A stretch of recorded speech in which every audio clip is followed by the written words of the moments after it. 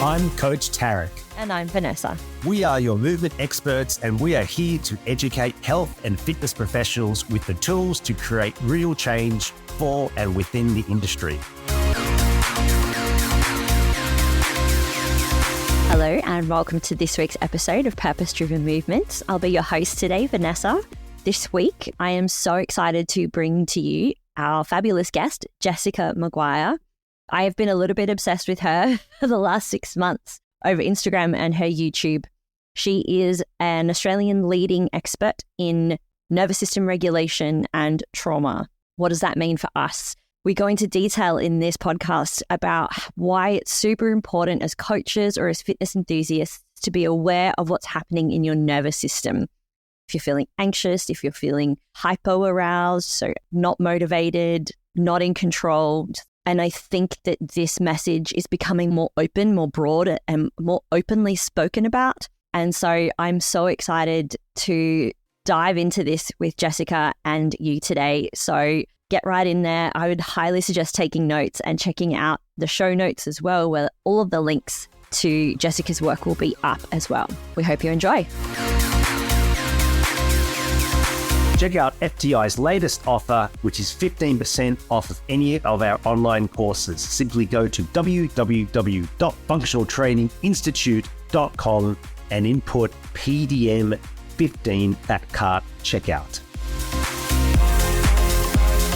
I'm so pleased to welcome you to Jessica Maguire. Welcome. Thanks for coming along. Thank you, Vanessa. I'm really excited to be here and to chat to you. I'm going to go straight in. I'm diving in because this is a topic that is really close to my heart. So you'll hear the passion and the excitement in me. But people might be like, what is she talking about? I want to know, what on earth does nervous system regulation mean? Such a good question, because we hear a lot about it now in social media and things. And I think it means a few different things depending on where you come from with looking at it. But what essentially we're looking at is that we have different states of our autonomic nervous system. And this is like our threat detection system. And it's been classified as being part of our peripheral nervous system, which is technically saying it's outside of our brain and our spinal cord, which is our central nervous system. However, I think from the get-go, it's much more helpful if we look at understanding our peripheral nervous system as a little bit more like in this continual feedback loop with the brain rather than saying they're separate. And so when we talk about self-regulation, this is more leaning towards how we manage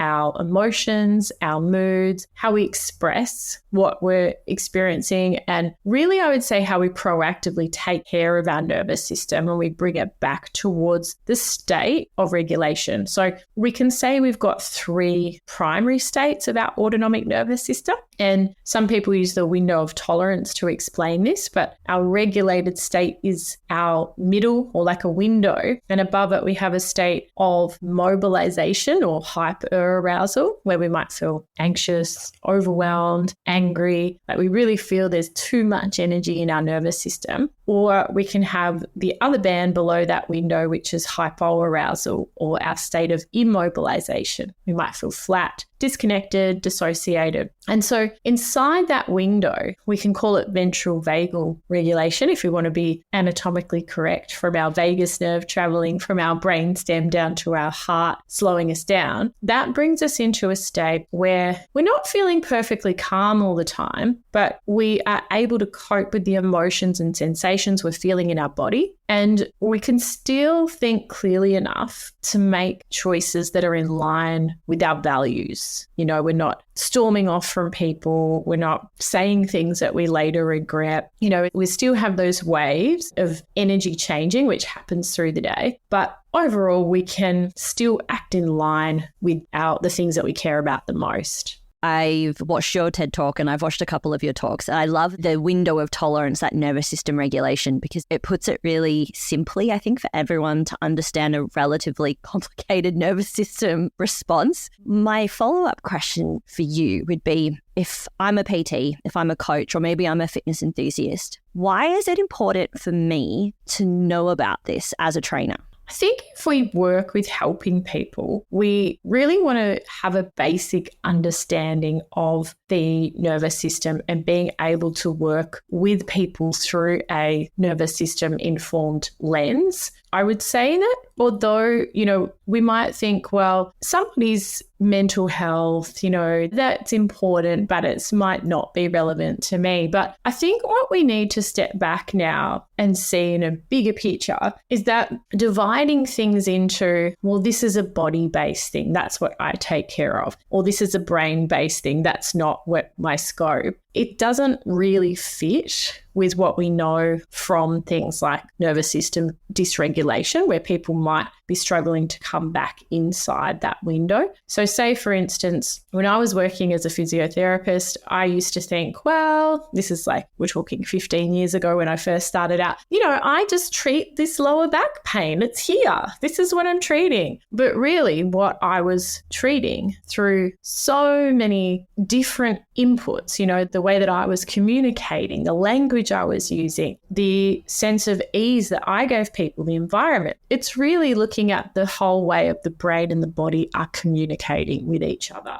And when I was looking at pain, we are now seeing that pain network that runs between the body and the brain for people who have persistent pain sits inside the same network that our emotions are created with as well. So we can't just have this division anymore. And I think for people who are working with other people, particularly in the fitness industry, we're teaching people to be in their body with so much of this work. You might say to someone, well, feel your glutes while you're doing this exercise, or can you feel the way that your lower trapezius are activating? That kind of connection to the body for somebody who may not feel totally safe with connecting with their body because of previous traumatic experiences, that may be really hard for them. And so being able to recognize that, okay, some people tend to have a pattern of dissociating from their body, I think that makes us really good as therapists or clinicians or anything along that way, because we can then say, well, how else can I help this person? If they're not quite ready for that yet, how else can I help them? And I think that's the beauty of being able to look through a nervous system informed lens when we're helping people. And we might also see behaviors, if somebody is using food as an artificial way to regulate their nervous system, because high fat, high calorie foods do make us feel a bit better short term. So there's things like that I think are really important. And, we see this work as important for leaders, coaches, teachers, health professionals, but anybody that works in an organization, in a community, or is coaching other people, because a lot of the behaviors that we see in people make sense when we look at them through a trauma-informed or nervous system-informed lens. You took so many words and I just want to go down a few tangents now. Pain, I definitely want to return to, because I think that one's a big one that, I've definitely gone down that pain rabbit hole. That's a story. We'll get there. I think what really stood out to me there was a lot of coaches will go down the path of trying to coach food. Like you said, trying to coach someone to be in their body. And I was having this conversation with someone this morning, actually. It was one of my clients saying that,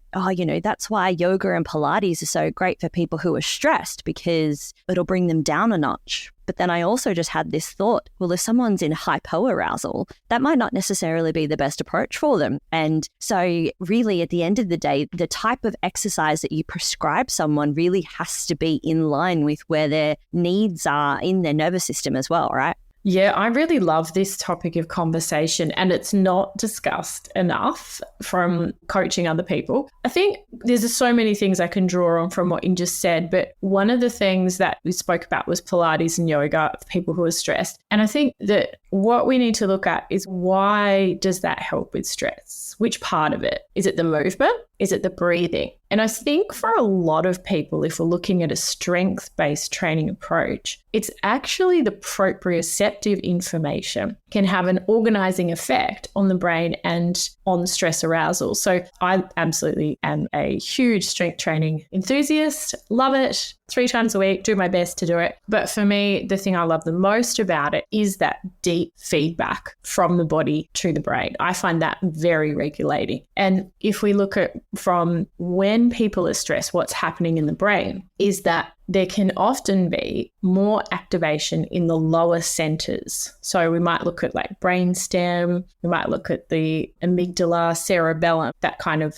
lower part that we collectively call the survival brain. Now, so much of our strategies to try and feel better, we hear about mindset. And if we are actually feeling anxious, that part of the brain is not where we have a lot of the activity. It's the lower centers. So working with the body is so much more effective. And proprioception is one of the most effective ways to do that. But we know that when we use proprioceptive information to the brain, it will in turn create more activation of the vagus nerve. So that can slow us down. I think this is where nervous system work is an art and a science. So is it that we want more of a feeling of bringing ourselves up if we're in hyperarousal, like you said, or do we want more coming back down? And this is really up to each person to be able to recognize their own states. Now, I was talking to one of my team members the other day and I was saying, I still love yin yoga, but one time I was in a state of really deep grief. I'd lost somebody I really cared about. And I went to this yin yoga class and it just kept going more and more into let go, let go,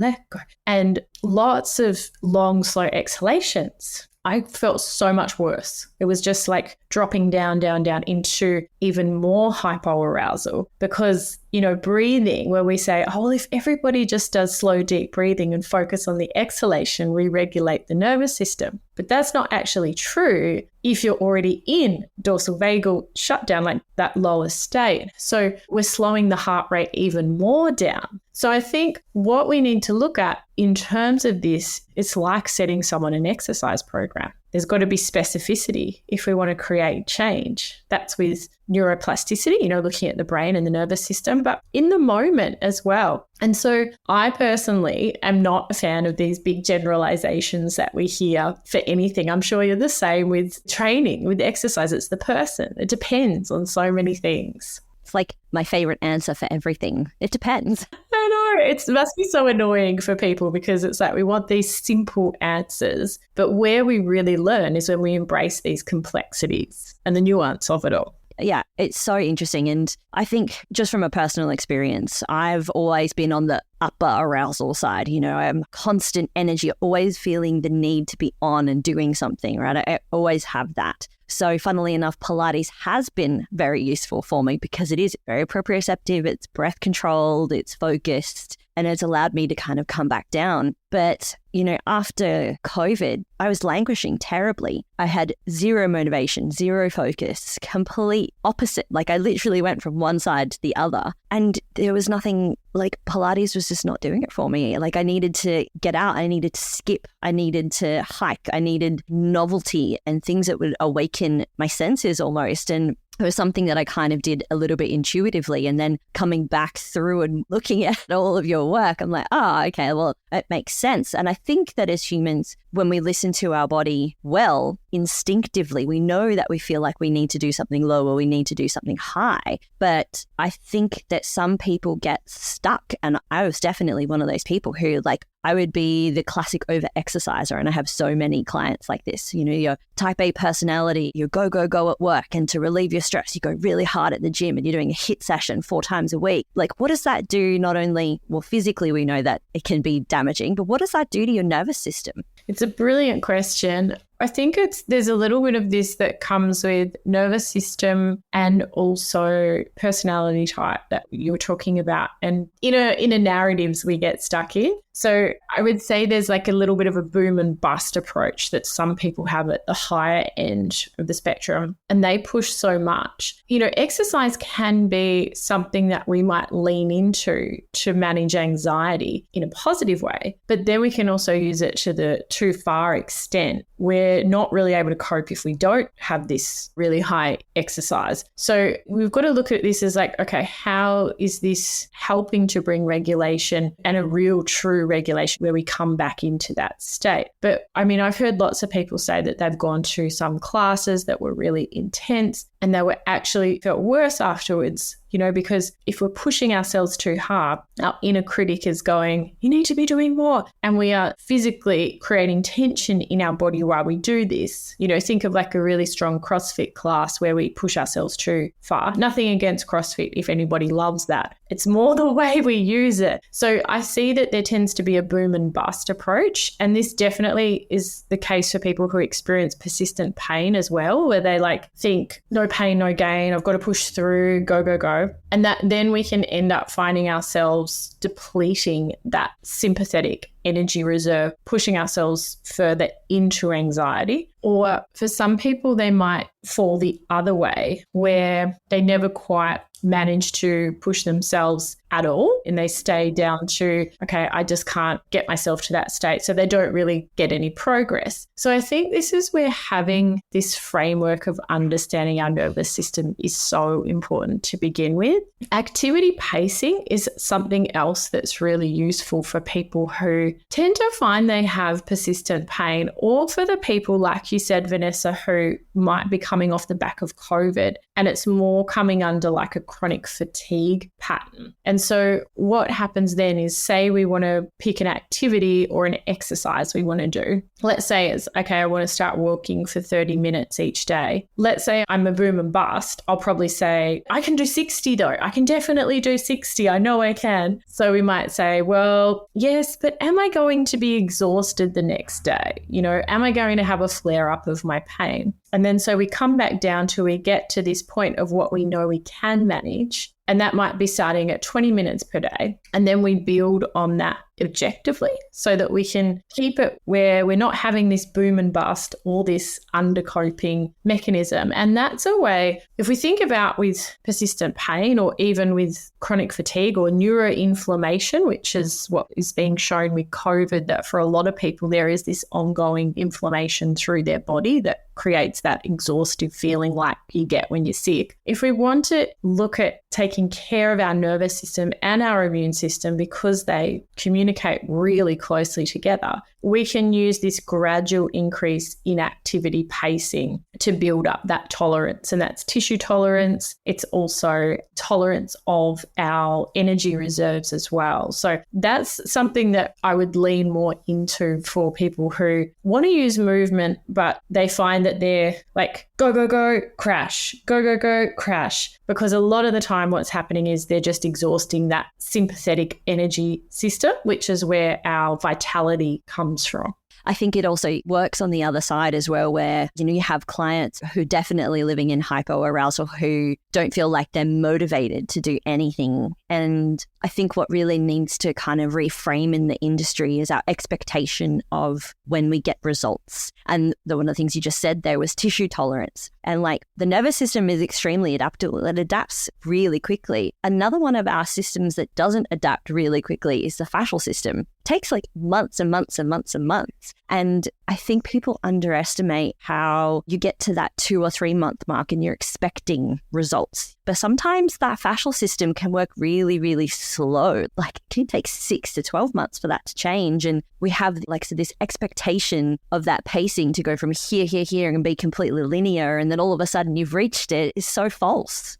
I think that's really what a lot of this comes down to is if we've had a relentless period where we've been in hyperarousal and we say, well, I haven't got this motivation to do anything. That's not because we're weak-willed or we lack something, we're deficient in something. It really is being dysregulated down in that state. And that's a physiological change. But we might just say, okay, well, my goal is to increase my energy. And that means bringing in some of that sympathetic nervous system activation, but still feeling safe and connected, which goes into that state of a blend of both the ventral vagal regulation and also sympathetic nervous system. That can be that we need to do something that we find absolutely joyful. We have bliss. We love doing it with other people. We feel really connected because of that social engagement system, which is part of the ventral vagal state of our nervous system. And I think if we really look at what are we trying to get out of movement, we put so much emphasis on it as to reshape our body from an external point of view. But from the nervous system and the immune system point of view, it's such a powerful tool that we can use. But the way that we might have used exercise in the past, maybe we need to change how we're thinking about it and what success actually looks like. Yes, I'm all for this discussion. I could continue to talk about that all day. I have about 70 questions here and I'm getting really, really excited. I think I would like to talk a little bit about this kind of trauma, pain area, because people who exercise will run into pain and injury at some stage. And some people are really lucky and that might be just like a little niggle and they can, go see a physio and it'll kind of sort itself out. My experience, the clients who I deal with now have seen multiple professionals generally, and all of the approaches that people would usually take are exhausted. And so I think something else, right? So I've gone down this rabbit hole with vagus system and nervous system regulation and really trying to figure out what the client needs. But what would be a good process for a trainer to maybe start asking some questions for their clients who have had that kind of long-term chronic pain, the kind that just doesn't want to seem to go away regardless of what they do? Where should we start?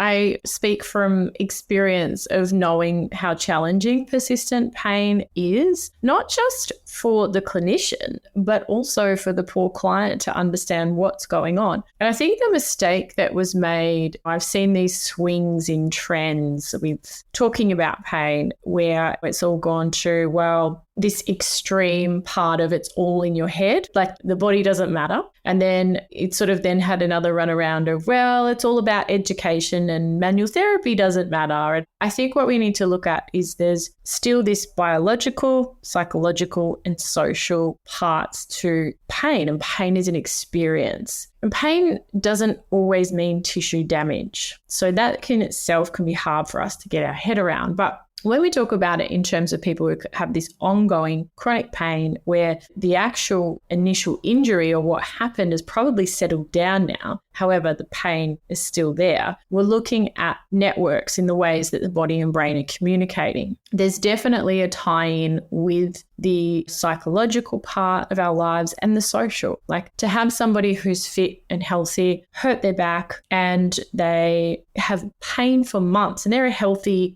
youngish person, we have to say, well, what's really going on? And it can be helpful to look at what was going on in that person's life at that time. So for instance, I can bring to mind several patients when I was working in clinic that they had extreme work pressures, family pressures, financial pressures, and it would correlate around that similar time. But there was also still the biological aspect and there was inflammation. But what can be helpful for us to start asking questions is like, what was going on in your life around that time when that happened? And look at all those biopsychosocial factors, asking about gut health, sleep, and the immune system. Now, they're the three hallmarks of nervous system health, really important ones. And also asking around beliefs as to what the client or person believes is wrong, because we know that beliefs are so linked in. Where we once would say, okay, let's have an MRI of a lower back with a slip disc, that has all gone out the window now as to there's not that great. It's not to say that like all people who have slip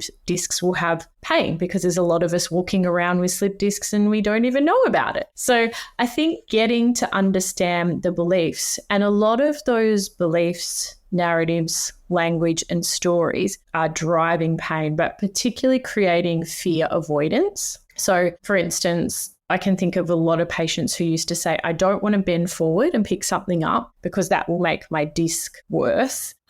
Thinking of it a little bit like that ice cream between or cream bun model, which again has been shown that it's not really relevant. that's pushing tissue out, like your fluid out the disc, right? If people weren't aware, imagine like a cream bun and you push it together and it smushes all of your disc fluid out. Yeah, that's what that is. Exactly. Thank you, Vanessa. But to look at the nervous system, if you start with looking at a person's sleep cycle, what their gut health's like, what their immune system's like, and you can use really simple questioning. Like for me, I used to ask, do you feel more wound up or do you feel more flat? And that can be enough to start to piece together, okay, I think this person might be in that hyperarousal pattern, or I think this person's in this hypoarousal pattern. And it's really helpful for us to understand if there's someone's in hyperarousal and they're using food as an artificial regulator to cope, you're coaching around what they eat, picking the right foods, for instance, like we said. It's like you're treating the tip of the iceberg. And what we need to do is look under the surface of the water at really what's going on. In that example as well, I would also say that you're taking away their comfort blanket without giving them something else to have as a comfort or something that helps to regulate them. Like that's such a big change that people aren't ready for. And no wonder that they go back to that comfort eating or whatever it is that they do if yoga you're dieting, because we're not giving them another way to cope, because that comfort eating or whatever it might be is their coping mechanism. And we're telling them all of a sudden that they shouldn't be doing that. And I can't imagine that kind of, I don't want to call it withdrawal, but that removal of that is always positive. Yes, I think that's a really good point. I think back to a patient who hurt her back and she stopped being a part of this walking group that she really loved being part of because she thought that it was making her pain worse. But once she got back to that point where she could, then that was one of the most helpful things in her getting better, because it was the support, it was the belonging, it was the connection, it was that stress relief. And also it was the movement that helped her.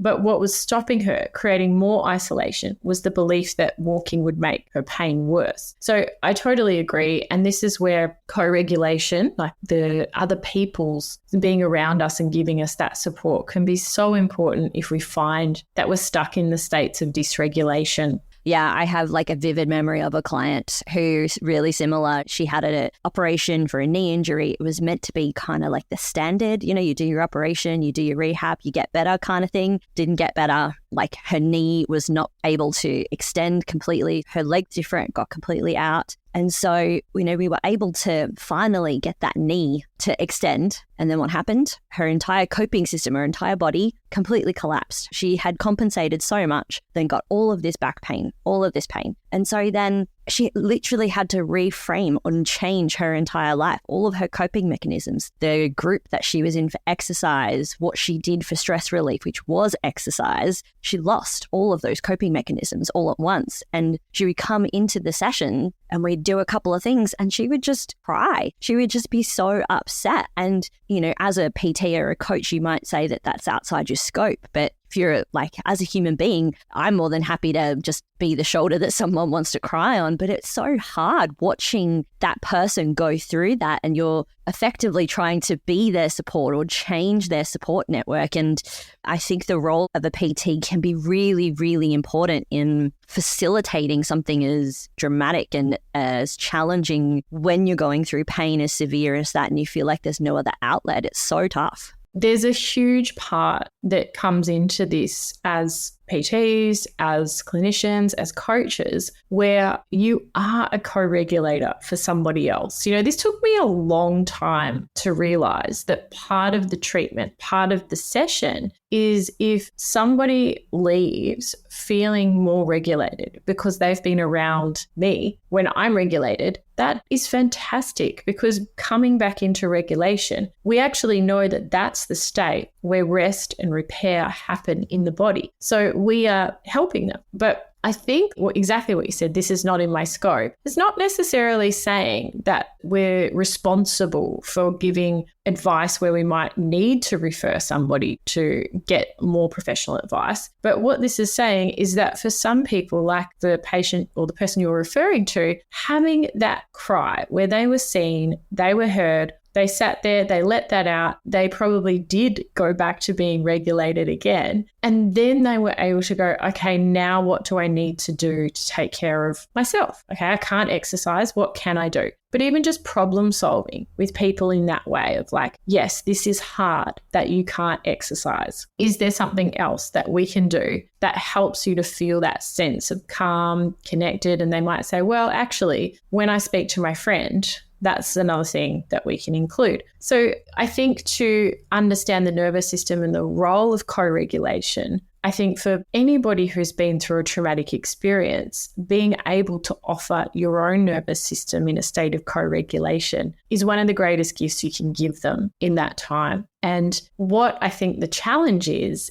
that we as clinicians or coaches might feel helpless, might say, well, I don't know how to change this. We might not feel confident in communicating some of those complex topics like the nervous system to teach somebody that. And I think this is where if we have those skills, it's not even necessarily about the words you say with co-regulation. You know, there's really good empirical research that shows that leaders in a team act like nerve centers and that the team will start to mirror their heart rate variability. You know, there's really good research on this. And so if we think of this as clinicians, we are as well like leaders. By being in that state, people will start to sync with us. But the challenge is for us to say, well, how many people can I work with to do that? Particularly if our whole day is people who are having nervous system dysregulation and challenging times. And so for me, I really did have to change the way that I worked to be able to offer a regulated nervous system to people, to slow down, to have those breaks, but to really recognize, okay, I'm getting past what I can do today. I need to drop some things that I can so that I can have the resources to support other people today. And I think that takes a lot of awareness to get to that stage. And I certainly didn't do it perfectly, but that's a big part of it. Couple of things you said that really stood out. I honestly really loved that you said that a regulated nervous system from a coach can be such a great gift. I honestly think that's where some PT purists will say they've got bad technique or they don't know enough, but in their heart, in their body, they are at peace, they are calm, they're fully present with their client and completely engaged with them. That's why they're an excellent PT, because the other person feels completely at ease with them and they're so comfortable and they actually feel seen and heard and they don't feel like someone's there just to analyze them and, oh, you did that one like a quarter wrong or whatever. Like, you know, just give them some diagnostic that they don't need to hear about. They just need to be seen. I'm a massive believer in that. Like, I think that's way more important than we give it credit for as coaches and as clinicians, for sure. And also the other way around, it's like what I know my limit now after several episodes of burnout, because it's hard if you're dealing in chronic pain as a PT or a coach or a clinician, particularly if you're a clinician, right? But if you're constantly hearing those stories, it starts to seep in a little bit. Sometimes if you're, you know, you haven't slept well or all of that kind of stuff, you just can't cope with it. It's nice to hear you talk about the impact that can also have on you as a coach, because I think that that's underestimated also. Yeah, we explore this with our students a lot. And there was several people who came into the last round of our program who were counsellors. And they said that in none of the coursework they were doing were they learning to recognize what was happening inside of them, which it's a shame really, because that was one skill that I really wish I learnt at university, was how to say what's happening here with me. And I think the mistake that I made early on was that the more I felt like, oh, this person isn't getting better. Oh, it's my responsibility. Oh, I need to do more. I need to fix more. I need to say more. And so I would be talk. And it wasn't until I got a little bit older and wiser did I recognize that it was a real skill to be able to be quiet and really hear what the patient was telling me. And if you learn to listen from a nervous system informed lens, you will hear people tell you what is going on beneath the surface. You know, there's things like people say, I just felt sick to my stomach. And a lot of it is related to the body, or I can't stomach it. And then you get this, like, let them talk, let it come out. And then you might get to the sleep aspect, the gut, the pain, all of that. But that again is learning to probably say less and give the advice that people need that they can reach success with, rather than bombarding them with everything. Like, I love that you said that about the posture part, where you might tell somebody, well, your right sacroiliac joint, not sure about that. Like, that is a threat to somebody's nervous system. And I've seen this happen time and time again, where clinicians tell somebody who already has a sensitized nervous system, they're in pain, they're not moving well, they're not sleeping well, they already feel helpless, and then to start to tell them how terrible their posture is, it's just not helpful. And I think that's where we need to have this nervous system informed lens to work with. Understand that somebody may have been having a traumatic or highly stressful time.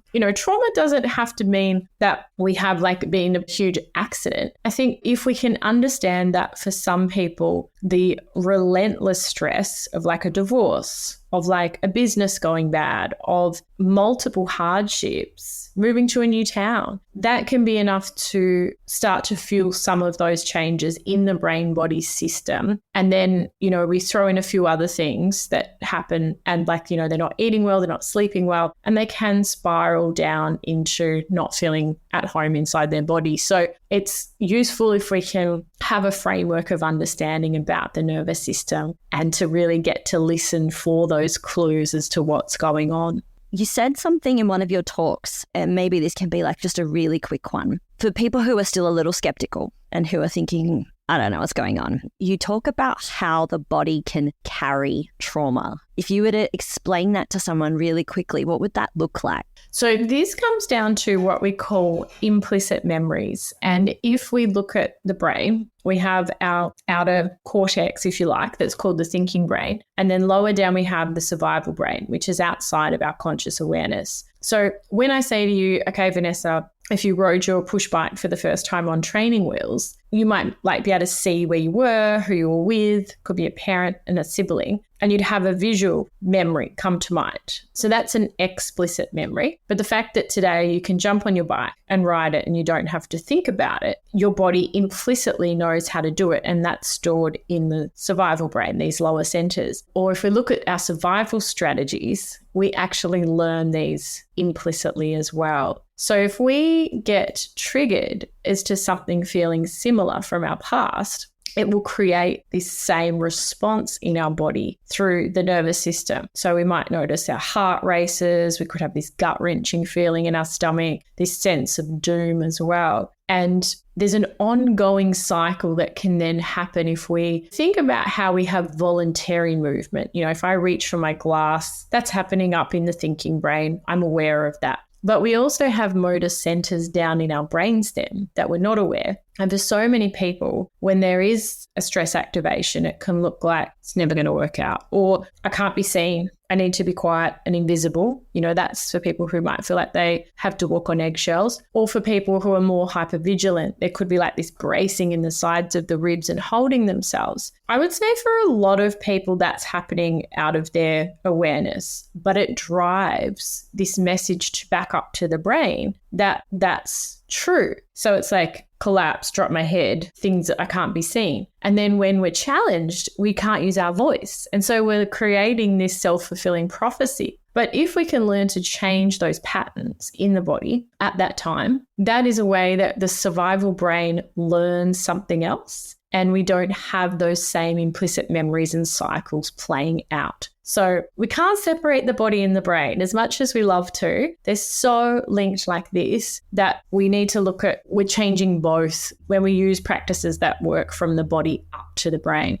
That's such a beautiful explanation. Thank you. That was great. And it's interesting because I've seen people triggered literally by just walking into the gym. You can tell that they've had something happen. They might not necessarily tell you, but you can see it in the way that they physically move into the gym. Or like you said, it's a story that they tell themselves, I can't do lunges, or I can't do this. And as soon as that word gets brought up, it's that instant, oh, something's going to happen. I need to protect myself. And whatever mechanism they use to protect themselves is written in their body. And I find it fascinating to watch that happen in people and help them be aware of it as well. Little stages, right? You need little stages, but yeah, I find it super fascinating. So thank you for that. My last question, and we ask this question to all of our guests, if, in Rainbow Land, you could change one thing about the fitness industry, or maybe the fitness and wellness industry right now, what would be the thing that you would change? I think we've already said it. It would be to stop making generalizations and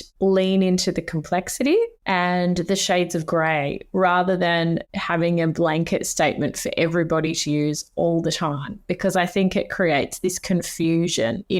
I'll take, for instance, I've read so many times on Instagram, if you have a history of trauma, just use mindfulness and, pay attention to your breathing or your body. And it's like, well, for people that feel pretty dysregulated, paying attention to their body can feel like a threat. So I think what we need is to come back to saying, let's not share information in a way that fits into an Instagram tile. Let's share information in a way that encourages people to embrace complexities and the nuances of looking at the brain and body. I'm all for you. It's probably why I really liked your Instagram, because there's lots of words and I'm a big fan of complexity. But it's a great Instagram. You should definitely check it out. 100%. I will put all of that information in the show notes. Jessica, is there anything else that you'd like to leave us with today? I think one of the most interesting things we can do is to become a scientist of our own nervous system. So this is really learning to develop this awareness, to see our own patterns, to get that understanding that, okay, this is what my nervous system learnt in the past, but to also know that our brain and body aren't just passively receiving information, they're actively learning through the experiences. And what you do today can reshape how they will respond to future events. So change is always happening, but you can play a really important role in shaping which way that goes. Thank you so much again for your time, and I'll be haunting you for a second round. Check out our show notes on PDM. We are so grateful for your support and for tuning in to our podcast. We know that many of you have friends or colleagues who would also benefit from our content, and we would be honored if you could share our podcast with them. Sharing on social media, email, or even talking about us to a colleague is such a huge help in getting our message out there. We truly appreciate your support, and we can't wait to continue to grow and connect with more people through our podcast.